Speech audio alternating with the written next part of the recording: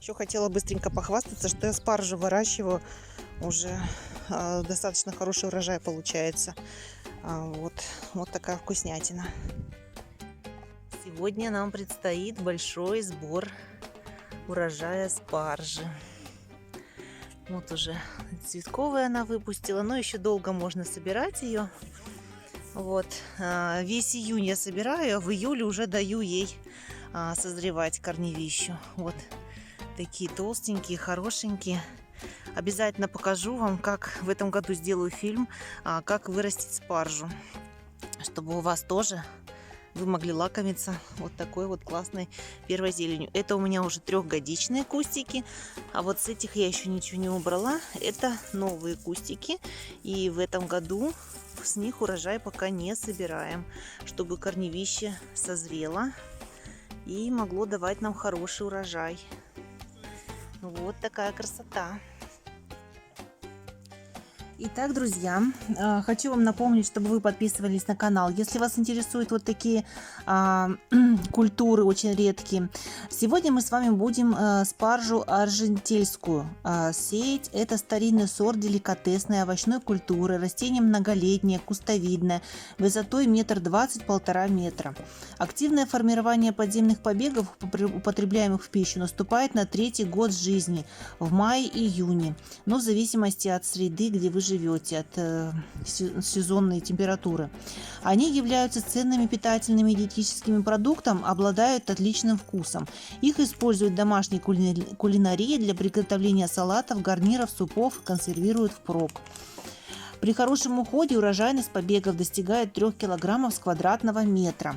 Посмотрите, какие у нее крупные семена. Я хочу сказать, что посев спаржи не представляет из себя никаких сложностей. Вот на белое блюдечко я высыпала все семена. И забегая вперед, скажу вам, что всхожесть у нее была 100%. Я посчитала, сколько было семян и сколько потом у нее взошло. Единственный один побег был какой-то, потом он пожелтел. То ли сломался, то ли еще что-то.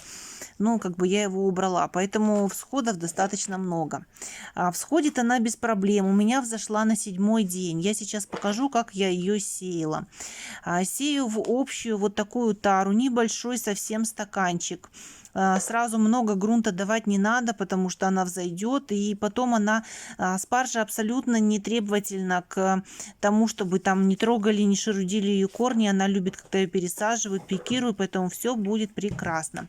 Беру вот такую общую плошку, набиваю ее плотно грунтом, утрамбовываю и смачиваю этот грунт, потому что потом поливать мы в процессе уже не будем. Мы просто накроем пленкой, либо в пакет поставим и будем ждать всходов. Как я сказала, всходы появляются очень быстро. Семена мы эти сверху будем присыпать землей. Вот такие крупные семена, они просто присыпаются где-то полсантиметра, но не больше, грунтом. Я беру и выкладываю эти семена, ну, можно шпажкой, можно вот так вот просто в хаотичном порядке выкладываю их, потом пикировать, просто их буду разъединять. Обязательно покажу, как это выглядит пикировка спаржи. Раскладываю на утрамбованный грунт. Для этого мы и утрамбовываем, чтобы семена потом не затянуло вот этой влагой, чтобы они не провалились во влажную землю. Всегда семена, что и касается и редиса, например, только на уплотненный грунт я сею. Потом те семена, которые вместе там легли, можно немножечко распределить по грунту. Сейчас еще раз я взбрызну из пульверизатора, чтобы хорошо увлажнились вот эти семена, и буду сверху засыпать грунтом этим же.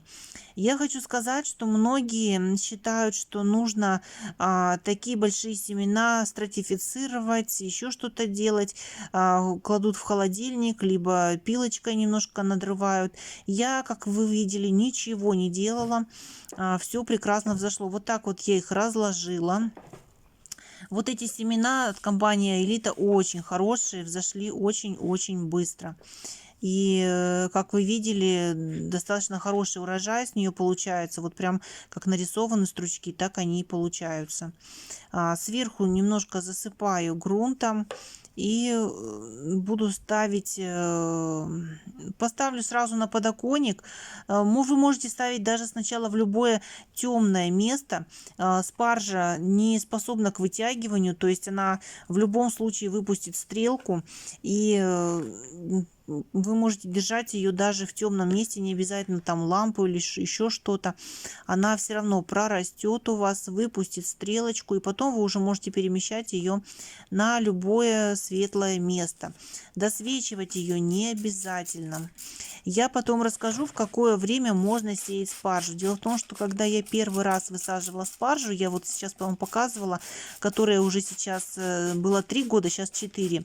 Я ее первый раз высеяла в июне и распекировала, когда уже вся моя рассада была посажена. Вот я еще раз сбрызнула сейчас водой, чтобы увлажнить, чтобы была влажная атмосфера. И потом поставлю в пакетик и в темное место до прорастания. У меня на это ушла неделя. Итак, сегодня я хочу вам показать, как рассаживать, пикировать, так скажем, вот это вот растение, которое называется у нас спаржей. Это настоящая спаржа, выращиваю я ее уже давно. Теперь посмотрите, сухожесть у нее стопроцентная. Единственное, вот загнулся один росток, ну, видимо, был какой-то больное растение. Сейчас я вам покажу, как она выглядит, когда всходит. Это такие, вот здесь вот даже видно, уже пошли по второму листочку. Видите, вот такие вот стрелочки. Также она и всходит потихонечку. И сейчас у нее уже у некоторых по 2 листочка вылазит. Поэтому ее пора пересаживать. Сразу хочу сказать, что спаржа не боится пересадки. То есть повредить, даже повреждение ее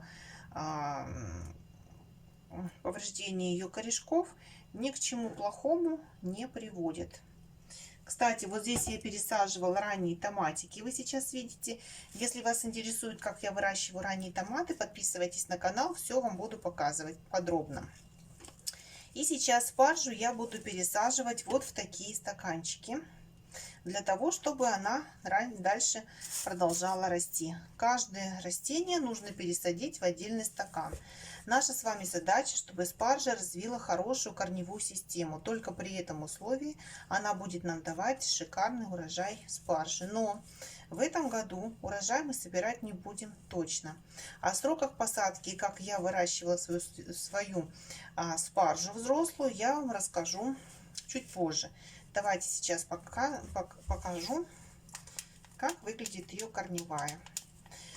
Спаржа развивает очень сильную корневую систему. И как раз нам и нужно вырастить эту корневую систему. Вот эти вот листочки, то, что сейчас, так скажем, растут, это все для того, чтобы вырастить очень хороший корень, который мы потом будем закапывать и получать отличный урожай. Итак, вот я отделяю одно растение, оно у меня уже выпускает дополнительный корень.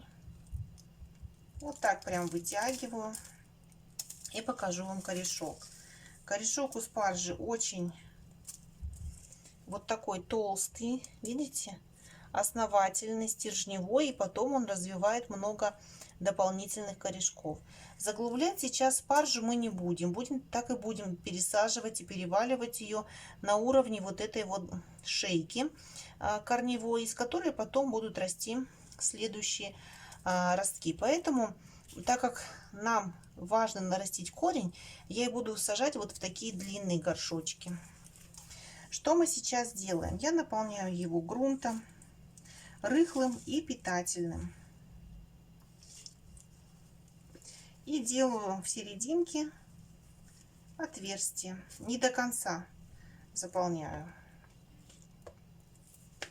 Лучше даже побольше. Так как нам нужно соблюсти уровень.